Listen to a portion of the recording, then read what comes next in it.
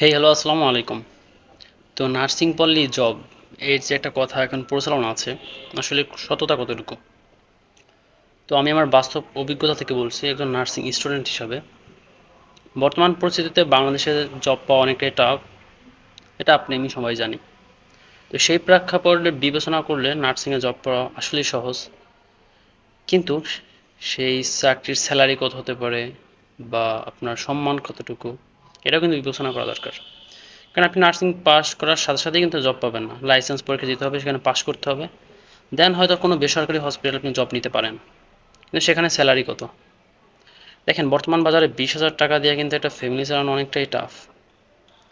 তো আপনি একটা ডায়াগনস্টিক সেন্টার বা বিভিন্ন ক্লিনিকে জব নিলেন, সেখানে আপনার স্যালারি কিন্তু প্রথম হিসেবে নার্সদের এত ধরে না।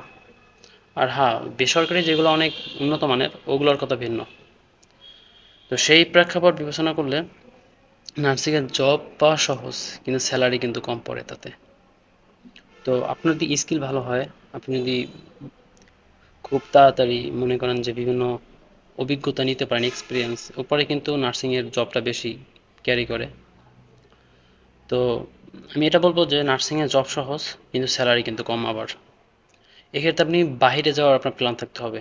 বাইরে নার্সদের খুব বেশি মূল্যায়ন করা হয়, মানে ডাক্তার আর নার্স অনেকটা সমমূল্যায়নই করা হয় বাইরে, যদি বাংলাদেশে এটা করা হয় না।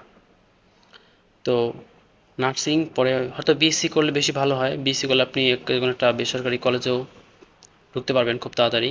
আর ডিপ্লোমা করলে হয়তো কোনো বেসরকারি নার্সিং কলেজের টিচিং প্রফেশন ঢুকতে পারবেন না, বাট হসপিটালে জব করতে পারবেন, কিন্তু তা অনেক টিকে থাকার ব্যাপার। আর তাছাড়া সরকারি সার্কুলার কিন্তু অনেক বছর, কয়েক বছর পর পর দেয়, এই জন্য একটা ধৈর্য থাকতে হবে। তো আমি ছেলেদের ক্ষেত্রে বলবো, আপনারা যদি খুব তাড়াতাড়ি জব পেতে চান তাহলে নার্সিং আপনাদের জন্য বেস্ট।